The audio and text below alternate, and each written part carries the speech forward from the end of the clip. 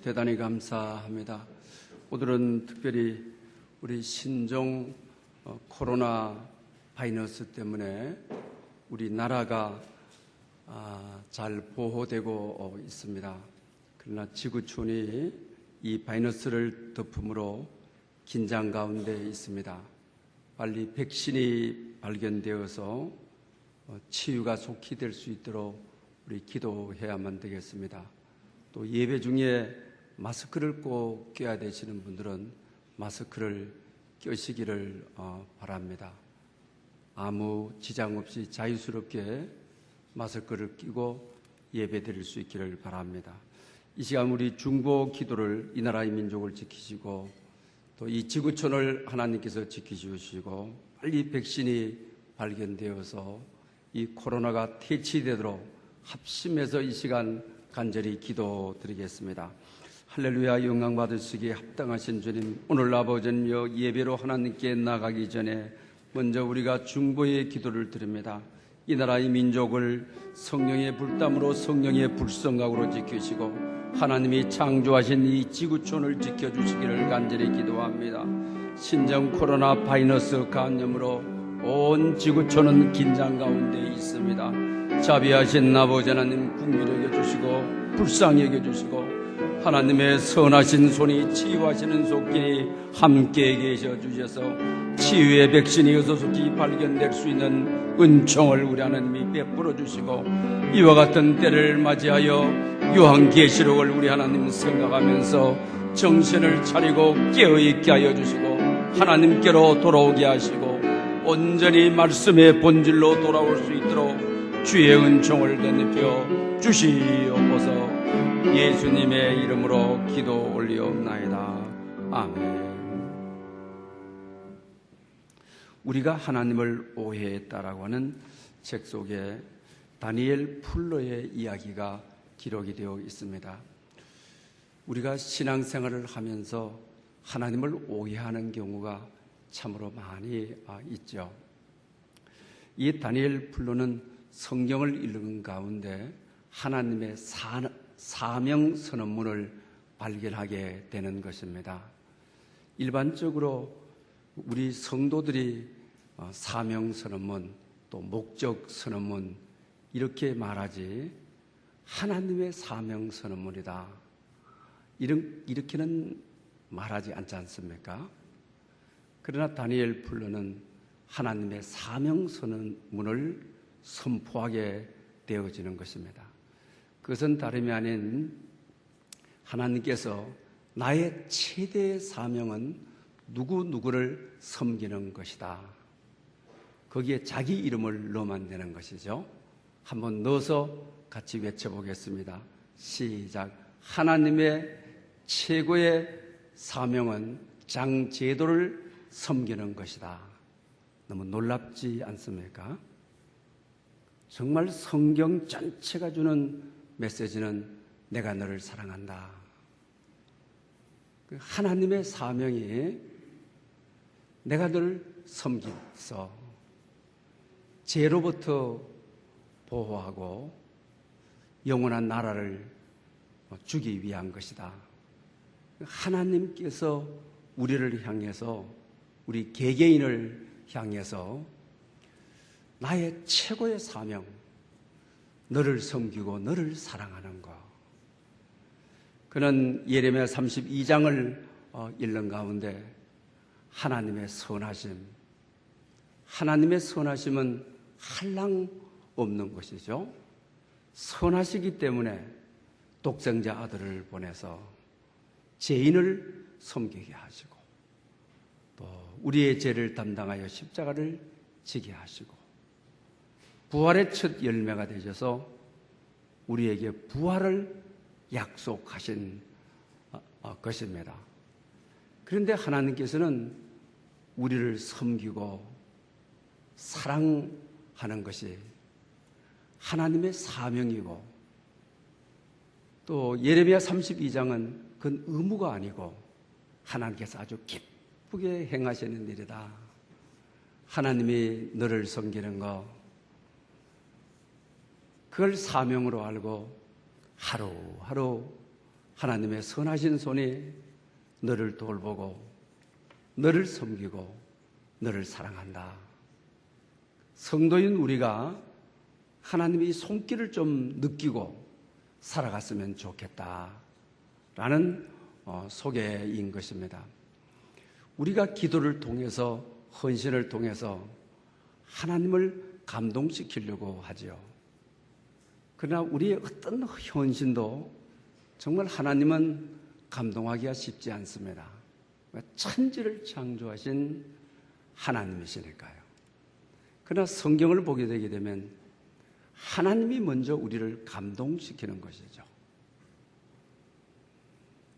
성경의 전체 핵심은 하나님의 선하심입니다. 하나님이 너무 선하시기 때문에 참 죄 많은 나 같은 사람에게 독생자 예수 그리스도를 보내주신 하나님의 선하신가 성실하신, 우리가 조금만 깨달은다고 한다면 하나님이 나를 감동시키는 매일매일 삶 속에서 성령님과 하루를 출발하고 성령님과 하루의 문을 열 수가 있다라고 하는 것입니다. 오늘 예배에 참여한 여러분들, 성경 전체는 하나님의 선하심을 말하고 있습니다. 성경의 핵심은 하나님은 선하시기 때문에 오늘도 죄인인 우리를 섬기고 사랑하시는 것이 의무적으로 하지 않고 아주 기쁨으로 감동적으로 우리에게 다가오시는 하나님의 이 숨결을 느끼며 예배하는 여러분들 될 수 있기를 바랍니다. 그러면서 한 성도의 이야기를 소개합니다. 어느 분이 사업을 하면서 이 개발 아이템이 히트를 치게 된 것입니다. 그러면서 기업이 자꾸 자라가게 되고, 그런데 자기 밑에 있는 직원에게 이 개발 아이템에 대한 기술을 가르치고 또 오랜 동안 자기와 함께 사업을 해온 분입니다. 그래서 부장 승진도 시켜주고 또 봉급도 남달리 특별히 수고한 것에 대한 보너스도 지급을 하고 했습니다. 그런데 어느 날 이 직원이 갑자기 배신을 하고 회사의 몇 직원들을 가지고 그 아이디어를 가지고 나가서 옆에다가 사업을 시작하게 되는 것입니다. 너무 아픈 거죠. 누구에게나 사업의 노하우를 주는 것이 아닌데, 이 기술 아이템을 주는 것이 아닌데, 믿고 신뢰해서 기술도 다 전수해 줬던 것입니다. 근데 그 결과가 직원들 몇 명 데리고 가서 옆에서 사업을 하는 것입니다. 그런데 이 성도인 이 사장은 불면증에 걸려서 잠을 잘 수가 없는 것입니다. 사람에게 배신당한 거, 또 기술을 다 줬는데 그 기술을 가지고 다른 데가 아니고 거래처들 빼돌려서 바로 옆에서 사업을 시작하는 거. 그래서 변호사 사무실을 찾아가게 됩니다. 이런 경우는 어떻게 해야 하느냐 하니까 걱정하지 말라고, 다 배상할 수가 있다고. 회사의 노하우 기술을 빼가지고 가서 옆에다가 한다는 것은 기업 윤리에 맞지도 않는 것이라고 소송을 제기를 했습니다. 그러면 다 찾을 수 있다는 희망 때문에 마음이 편해야 되는데 또 다른 불면증이 찾아와서 자기를 괴롭히게 되는 것입니다. 그때 그는 이때 내가 어떻게 살아야 되느냐, 이때 내가 어떻게 대처해야 되느냐, 그러면서 새벽재단도 가게 되고 말씀에서 해답을 찾고자 자꾸 말씀을 읽고, 하나님, 이와 같은 때에 제가 어떤 선택을 해야 되는지 저의 삶을 가르쳐 주십시오라고 기도하였습니다.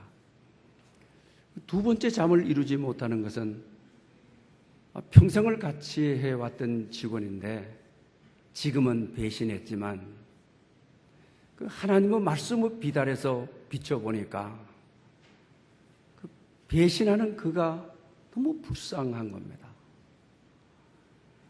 그가 돈은 좀 얻을지 모르지만은 그의 마음이 저리도록 그가 불쌍한 겁니다.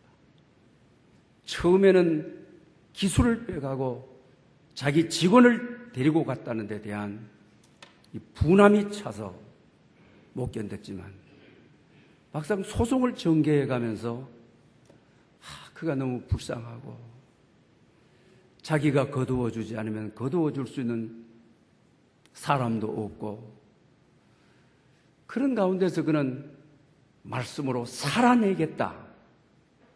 오늘 본문이 말하는 대로 사람이 떡으로 사는 것이 아니라 사람이 돈으로 사는 것이 아니라 내가 저 영혼을 품어야 되겠다.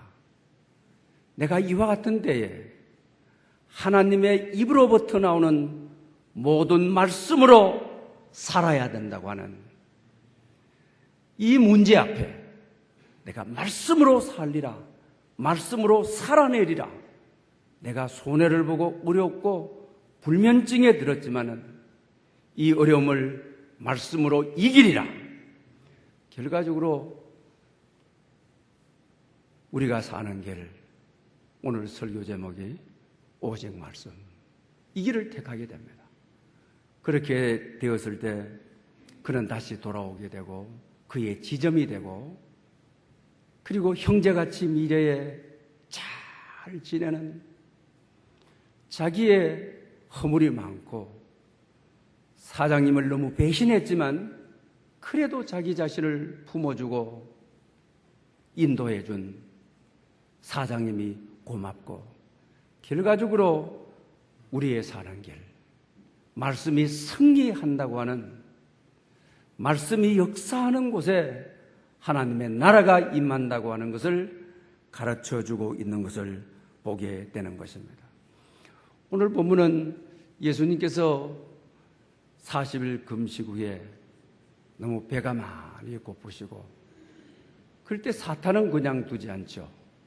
유혹을 하게 되는 것입니다. 당신이 하나님의 아들이라고 한다면 이 돌들을 전부 떡덩어리를 만들어라. 주님은 그런 능력이 있으신 분이죠. 그렇게 해버릴 수가 있죠. 그래서 바로 유대인들의 추대를 받아서 유대인의 왕이 될 수가 있는 것이죠. 그러나 그것은 하나님의 방법이 아니기 때문에 너무 시장한 주님께서는 떡이 육신으로 가장 우선이었습니다. 그러나 이와 같은 때에 어떻게 살아가느냐? 우리의 살 길, 금식 이후에 줄인 배, 이걸 채우는 것이 우리의 살 길이 아니다.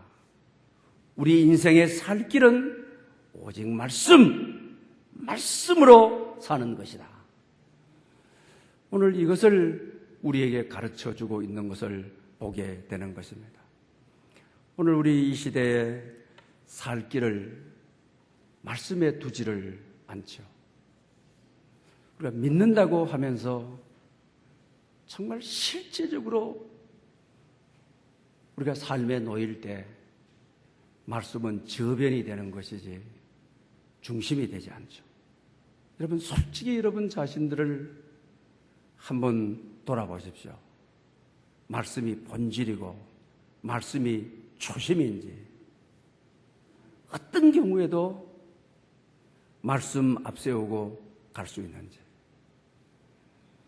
주님처럼 삶의 위기와 시험을 당하게 되게 되면 말씀은 아주 멀리 떨어져 있는 것이죠. 내 삶이 지극히 어려울 때 한순간 한 단편으로 그냥 위로받고 또한 내 삶에 필요하기 때문에 말씀을 가까이 하는 것이죠. 사랑하는 여러분, 그와 같은 이유가 어디에 있는 것입니까? 하나님의 말씀은 실질적이라고 하는 것이죠. 하나님의 말씀은 구체적이라고 하는 것이죠. 하나님의 말씀은 현실적이라고 하는 것이죠. 하나님의 말씀이 현실적으로 느껴지지 않고 구체적으로 느껴지지 않기 때문에 말씀으로 살지 못하죠. 굶주림 배일 때는 떡으로 살기를 원하는 것이죠. 그러다가 사탄에게 유혹에 이끌려 평생 시간을 다 탕진하는 것이죠. 주님처럼 금식 후에 아무리 배가 고파도 우리의 살 길 오직 말씀. 왜 그랬습니까? 말씀은 현실적이고 내 굶주림 문제를 현실적으로 해결할 수 있는, 구체적으로 해결할 수가 있는 말씀을 그렇게 믿으니까 말씀으로 사는 거죠. 말씀으로 나갈 수 있는 것이죠. 창세기 1장에 빛이 있으라 하매 빛이 있으니, 그래서 하나님의 말씀을 행동의 언어라고 이야기하죠. 말씀이 있으라 하니까 행동의 열매가, 행동의 결과가, 행동의 증거가 빛이 있었더라 이러는 거죠. 아주 말씀은 현실적인 거죠. 아주 말씀이 구체적인 것이죠. 아주 말씀이 경험적인 것이죠. 우리가 이렇다고 한다면 금식 후에 아무리 배고파도 떡이 아닌 말씀이 현실적이기 때문에 말씀으로 살리라 이렇게 되어지는 거죠. 이렇게 안 되어지는 이유가 말씀을 구체적으로 믿지 않기 때문인 것이죠. 마가복음 2장에 보게 되면 주님께서 중풍병자를 고치던 말씀이 기록이 되죠. 예수께서 중풍병자에게 말씀을 하시게 되죠. 뭐라고 말씀을 하시는 것입니까? 일어나 내 상을 들고 집으로 가라! 하나님의 말씀이 임한 겁니다. 하나님이 말씀하시는 겁니다. 이걸 구체적이고 현실적으로 믿으면 행동의 언어가 행동의 결과를 가져오는 거죠. 행동의 열매를 가져오는 거죠. 이 중풍병은 레위기법에 보게 되면 부정한 병이죠. 쉽게 고쳐질 수 있는 병이 아니죠. 주님 말씀했을 때 말씀대로 반응하지 않으면, 말씀과 연합하지 않으면 그냥 중풍병자로 있어야 되죠. 그러나 말씀이 임했을 때 이 중풍병자는 말씀과 화합하는 것이죠. 말씀과 하나가 되는 것이죠. 성경은 뭐라고 했습니까? 일어나 곧 상을 들고 모든 사람 앞에 나가거늘. 할렐루야! 치유가 되어요. 말씀이 이루어지자 말씀과 연합하니까, 말씀을 아주 구체적인 것으로 믿으니까, 현실적인 것으로 믿으니까, 실존적인 것으로 믿으니까 일어나 그 상을 들고 나가버리는 거예요. 나가버리는 거죠. 그러니까 거기에 있던 모든 사람들이 하나님께 영광을 돌리고, 성경은 아무도 못하는 이 놀라운 일을 하셨다. 그러면서 이분이 메시아시라, 하나님의 아들이시라고 증명되는 것을 우리가 보게 된다라고 하는 것입니다. 시편 33편에 보게 되면 그러죠. 여호와의 말씀으로 하늘을 지으셨으며 그의 입의 기운으로 만상을 이루셨도다. 말씀으로 천지를 창조하시고 만상 이 지구촌에 있는 생명이 있는 모든 것들을 그의 입에 기운 말씀으로 이루었다. 말씀은 현실적인 것이죠. 아주 구체적인 것이죠. 그렇기 때문에 말씀은 능력인 거죠. 어려울 때일수록 주님이 금식 후 시험 들고 마귀의 유혹이 있을수록 말씀의 구체성을 믿기 때문에, 말씀의 실질성을 믿기 때문에 말씀으로 사는 것이죠. 말씀으로 나가는 것이죠. 말씀을 붙드는 것이죠. 그랬더니 말씀의 놀라운 역사가 일어났음을 보게 된다라고 하는 것입니다. 그래서 우리는 성경 통독 운동을 하고 있습니다. 금년 안에는 특히 어린 아이들이 성경을 꼭 읽었으면 좋겠습니다. 청소년들이, 젊은이들이, 미래가 많은 이들이 말씀을 읽는 가운데 말씀의 구체성을 믿고 그리고 말씀대로 살아 남은 여생에 말씀의 선한 영향력을 많이 끼쳐서 많은 이들을 하나님께로 돌아오고 지쳐있는 이들에게 말씀으로 용기 주고 힘줄 수 있는 그런 자녀들이 여러분 자녀가 될 수 있기를 축복합니다. 그렇기 때문에 말씀을 먹으라고 하는 것입니다. 말씀을 먹고 살라고 하는 이유가 거기에 있습니다. 초대교회에 우리 사도행전 1장 이후로 읽어보게 되게 되면 성령의 놀라운 역사가, 성령의 바람이 불어왔다라고 하는 말씀을 읽게 되는 것입니다. 왜 그렇습니까? 초대교회는 말씀 붙들고 위험, 순교 앞에 있으면서도 사탄의 유혹에 넘어가지 않고 순교를 하더라도 말씀 붙들고 말씀 먹고 산 사람들이죠. 그러니 성령의 역사의 근원은 말씀으로부터 오는 것이죠. 말씀 붙드는 사람에게 성령의 바람이 불어오고 성령의 능력이 임하고 성령의 역사가 있게 되는 것입니다. 에스겔 37장을 봐도 포로로 잡혀간 이스라엘의 현실은 에스겔 골짜기에 마른 뼈들이죠. 그러나 에스겔이 하나님의 진리의 말씀에 붙들려서 움직여 됐을 때 에스겔 골짜기에 생기가 도는 것이죠. 여호와의 성령의 기운이 감도는 것이죠. 그랬더니만은 뼈들에게 힘줄이 입혀지고 근육이 생기게 되고 말씀에 살이 입혀 마지막에는 이들이 이스라엘의 군대라, 이들이 이스라엘을 회복시키를 자라고 말하는 것을 보게 됩니다. 여러분,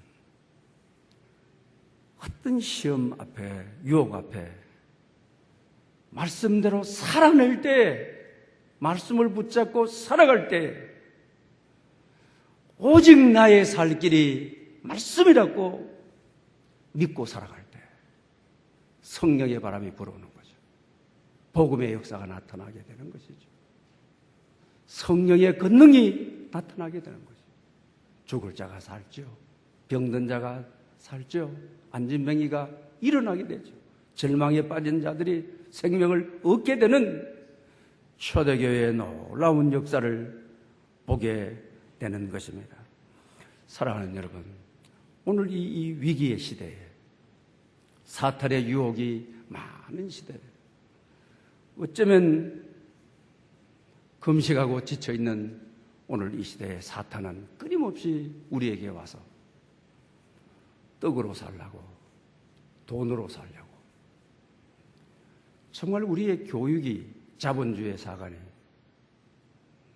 초등학교 다니면서부터 우리에게 깊숙이 들어와 있는 것 아닙니까?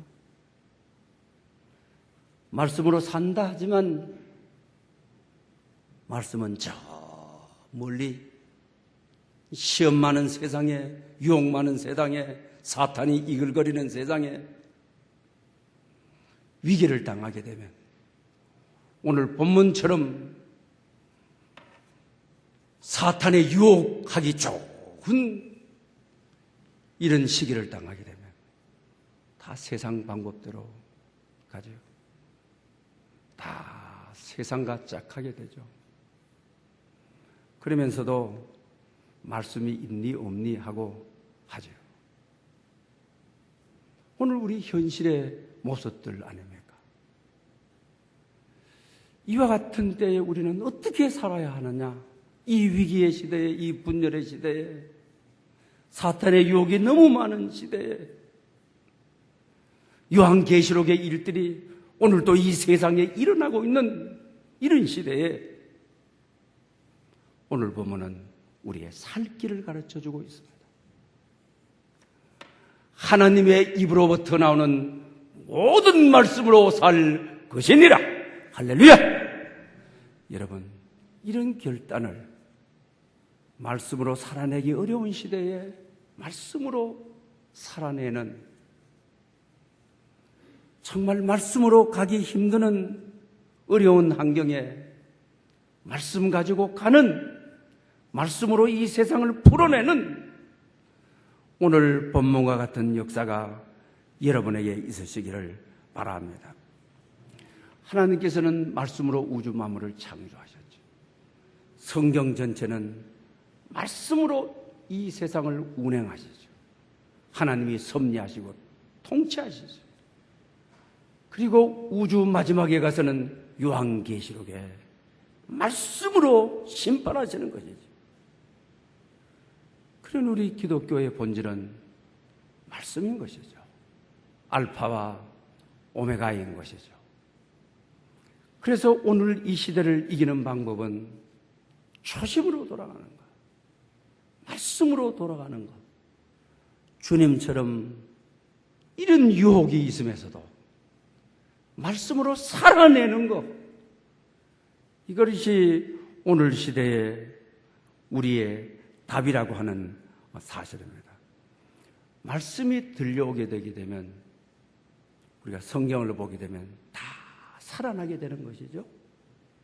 말씀은 내가 가는 발의 등불이죠. 내 길의 빛이죠. 내 삶의 힘인 것이죠. 에스겔 골짜기에 말씀이 들려왔을 때 뼈들이 살아난 것처럼 말씀이 들려지기만 하면 병든 자가 치유함을 받는 거죠.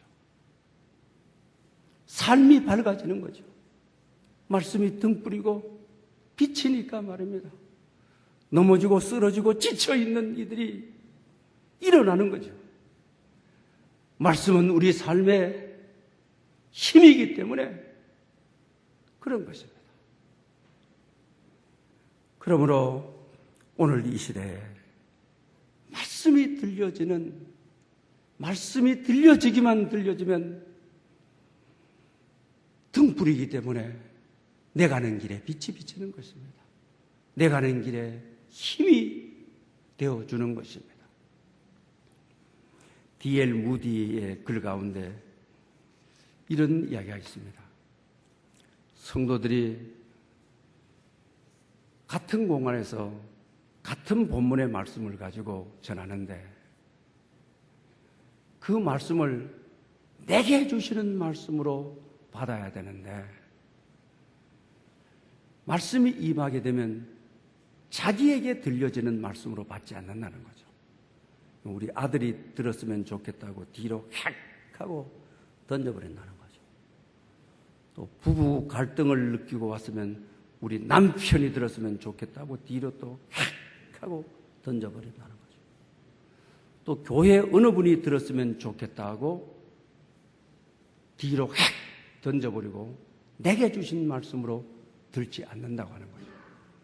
그리고 예배가 다 끝나고 나니까 얼마나 멀리 던져버렸는지 성전 바깥에, 교회 바깥에 말씀이 다 던져져 있게 된다라고 하는 것을 가르쳐 줍니다. 사랑하는 여러분, 사무엘은 사사기 말기에 얼마나 혼란의 시대였습니까? 얼마나 나라가 썩어가는 시대였습니까? 그는 그 시대를 무엇으로 살리는 것입니까? 사무엘상 15장에 보게 되면은 순종이 제사보다 낫고 듣는 것이, 하나님의 말씀 듣는 것이 순장의 기름보다 낫다라고 합니다. 하나님의 말씀을 듣고 순종하는 것, 하나님 말씀대로 살아내는 것이 사사기 말기에 썩어가는 시대를 치유하는 것이고, 무너져가는 시대에 희망을 여는 것이 본질로 돌아가 말씀을 듣고 예배 속에 내게 주시는 말씀으로 듣고 그 말씀을 가지고 세상에 나가 말씀대로 살아내는 것, 말씀대로 구현해내는 것, 말씀대로 행하는 것, 이것이 바로 그 시대를 치유하는, 그 시대를 행복하게 하는, 그 시대를 다시 일으키는 힘이었다라고 하는 사실. 사무엘상 3장 19절에는 아주 더 의미 있는 이야기를, 사사 말기 시대를 살린 성각자의 이야기를 우리는 듣습니다. 뭐라고 하고 있습니까? 여호와께서 그와 함께 하시매 그의 말이 하나도 땅에 떨어지지 아니하더라. 할렐루야!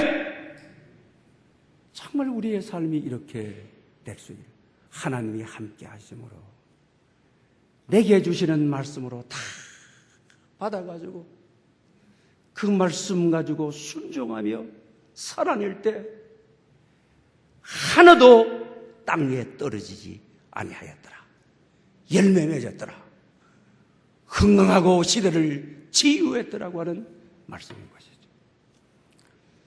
오늘 시대를 솔직히 돌아보면 우리 교육자들이, 한국교회 목사들이 가장 많이 회개해야 될 내용이죠. 우리 성도들이 왜 오늘 사무엘 사사기 말기 시대처럼 오늘 이런 시대가 아닙니까? 위기의 시대가 아닙니까? 전부 교회가 말씀을 그대로 받아들이지 않으니 치사 선택해서 내 감정대로, 내 문화대로 받아들일 것 받아들이고 전부 집어 던져버리니까 그게 가시밭에 떨어지고 돌짝밭에 떨어져서, 그 당시 가시밭은 누굽니까? 바리새인들이죠. 예수님의 말씀에 어떻게 하면 시비 잡고 비난하고 욕하고, 교회가 말씀을 그대로 심장으로 받아, 영혼으로 받아, 우리 성도들이 하나님 말씀대로 살아냈다고 한다면 돌짝밭에 떨어지지 않죠. 가시밭에 떨어지지 않죠. 그러니까 안티크리스찬들이, 믿지 않는 이들이 돌짝밭에 떨어진 말씀 그냥 밟아대면서 교회를 욕하고 교회의 구원에 소망이 없다 하고 주님께 희망을 걸 수 없다 하고 성도들이 말씀대로 살아내지를 못하는데 믿지 않는 우리들이 무슨 희망을 거기서 찾느냐 하고, 결과적으로 오늘 이 시대의 위기는 우리의 책임이죠. 성도의 책임이죠. 정말 사무엘의 말대로 하나님이 함께 하시니 그의 말씀이 하나도 땅에 떨어지지 아니하더라. 교회가 말씀대로 그대로 받아서 말씀대로 살아내서 하나도 땅에 떨어지지 않아 우리가 열매를 맺어 열매를 풍성할 때 믿지 않는 이들이, 이방인들이 교회의 희망을 잡고 말씀의 희망을 잡고 어려운 시대의 말씀으로 살아내는 우리의 모습 속에 하나님을 발견하고 진리를 발견하는 시대가 올 수 있다라고 하는 것입니다. 요한계시록 10장 10절 말씀을 우리 저지난주에 말씀을 드렸습니다. 7 나팔의 심판이 시작되기 전에 천사가 한 두루마기를 가지고 있는데 하나님께서 사도 요한에게 저 두루마기를 가져다가 먹어버리라. 먹었더니 입에는 꿀같이 다는데 배에는 쓰더라. 우리가 오늘 히타 틀어놓고 말씀 듣고 성경 읽는 것은 누구나 할 수 있는 거죠. 그러나 오늘 말씀 가지고 세상에 나가 살아내는 것은 배에 쓴 말씀대로 살아내야 되는 것이죠. 오늘 예수님도 40일 금식하고 마귀가 와서 시험하는데 돌을 떡으로 만들어. 얼마나 매력적입니까? 얼마나 넘어지기 쉽습니까? 넘어지지 않을 장사가 누가 있습니까? 그런데도 주님은 말씀의 능력을 믿고 현실성을 믿기 때문에 사탄을 꾸짖고 떡으로 사는 게 아니야. 오직 말씀으로 사는 것이야. 사탄이 떠나는 거죠. 그리고 주님이 사역 속에 우리 포도주가 되는 거죠. 오병이어의 기적이 일어나는 거죠. 말씀은 아주 구체적이고 현실적인 것이죠. 내 삶의 오늘의 현실을 주도하고 있는 것이 말씀인 것이죠. 믿음의 글에 이런 내용이 소개되고 있습니다. 이분은 회사가 제법 큰데 대부분 바이어들이 오게 되면 술상물을 데리고 가야 되는데 자기는 그것이 너무 싫었다고 합니다. 또 다른 서비스를 해야 되는 것이 사업을 하면서도 너무 싫었다는 거죠. 근데 거래처라고 하는 것은 사업의 생명이니까 거래처가 있다고 해서 나갔습니다. 그랬더니만은 상대에게 술을 권하면서 나는 술을 먹지 않는다고 하니까 내일부터 거래처가 떨어질 때 건데요 하더랍니다. 자기 자신은 하나님께서 그 거래처를 끊으면 다른 거래처가 있으리라고 사업상 경험을 해왔습니다. 그러나 이 거래처는 생산량의 절반을 차지하는 겁니다. 총 수익액의 절반 이상을 차지하는 겁니다. 정말 거절하기가 힘이 드는 거예요. 그럼에도 그는 새벽 기도에 나가고 말씀을 상고하면서 이와 같은 때에 말씀으로 살아내리라, 말씀으로 구원하리라.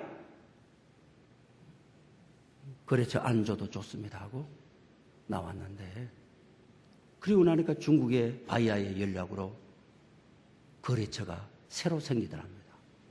여기까지는 우리가 일반적으로 다 듣던 이야기죠. 여러분들은 이런 경험들 다 가지고 계시죠.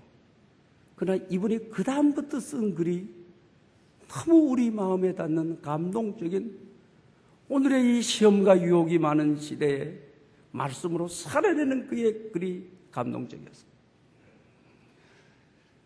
하나님이 이 거래처가 끊어지면 다른 거래처를 준다고 하는 기대도 믿음이지만 자기 자신은 그리 아니하실지라도